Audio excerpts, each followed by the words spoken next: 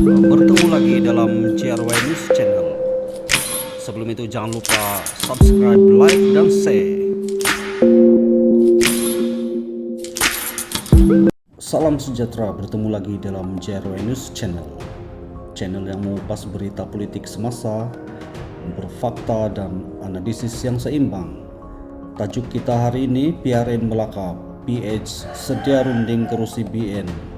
Adakah formula politik baru sedang terbentuk? Kita teruskan.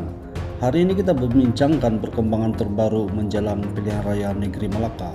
Apabila Pakatan Harapan atau PH memberi syarat bahwa mereka bersedia untuk meneliti tawaran rundingan daripada Barisan Nasional berhubung pengagihan kerusi Dewan Undangan Negeri. Kenyataan dibuat oleh pengarah komunikasi Pakatan Harapan, Fahmi Fadzil, menerusi berbagai laporan di media sosial online.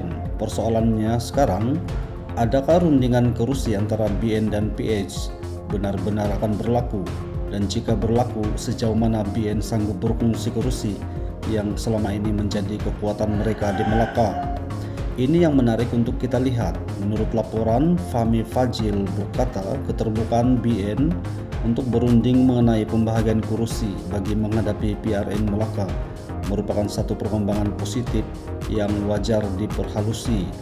Beliau turut menyatakan bahwa pengurusi PKR Melaka, Adam Adli Abdul Halim, telah berhubung secara langsung dengan Ketua Menteri Melaka, Datuk Sri Abdul Rauf Yusuf, berkaitan pengagihan kursi DUN Negeri Melaka. Fahmi juga mengingatkan bahwa kedudukan semasa di Melaka menunjukkan BN mempunyai 21 kursi, manakala Pakatan Harapan mempunyai 5 kursi. Angka ini sangat penting. Kenapa? Karena ia menunjukkan bahwa dalam rundingan nanti BN mempunyai kedudukan politik yang jauh lebih kuat dari segi jumlah kursi yang mereka kuasai.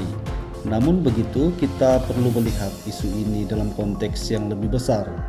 BN dan PH kini berada dalam kerajaan persekutuan yang sama. Jadi kerjasama di peringkat pusat secara tidak langsung membuka ruang kepada kemungkinan kerjasama yang lebih tersusun di peringkat negeri. Tetapi pilihan raya negeri adalah medan yang berbeda. Setiap parti tentunya mahukan memaksimumkan jumlah kursi yang boleh mereka menangi. BN pula sebelum ini memberikan isyarat bahwa mereka mahu mempertahankan 21 kursi DUN yang mereka menangi sebelum ini. Jadi apakah PH menyatakan kesediaan untuk meneliti rundingan ini?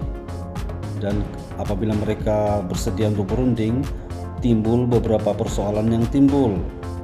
Apakah bentuk kompromi yang telah dicapai? Adakah BN akan mengekalkan majoriti kursi yang mereka kuasai sekarang, atau adakah sebahagian kursi akan diberikan kepada PH sebagai sebahagian daripada strategi memastikan pertandingan satu lawan satu?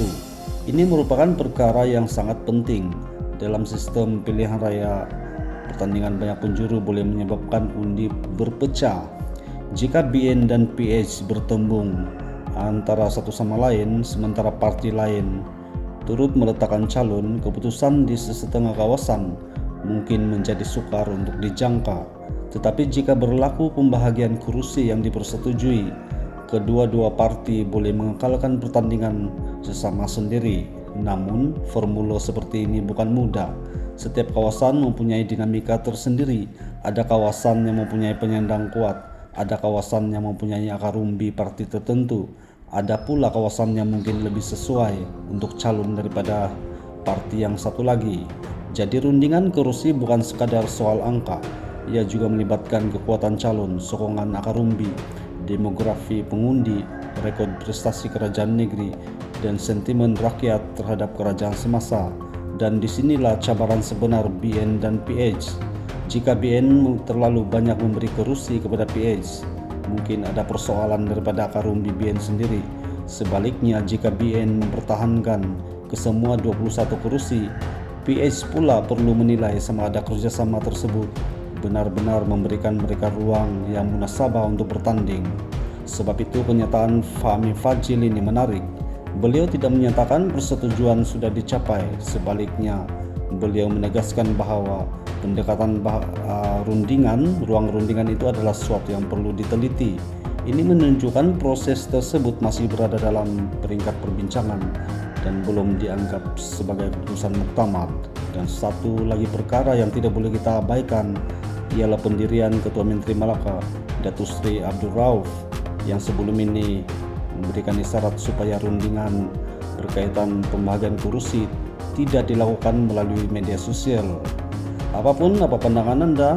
Siapakah yang menjadi sekutu utama di PRN Melaka nanti? Tinggalkan ruangan komen di bawah. Jumpa lagi, bye-bye.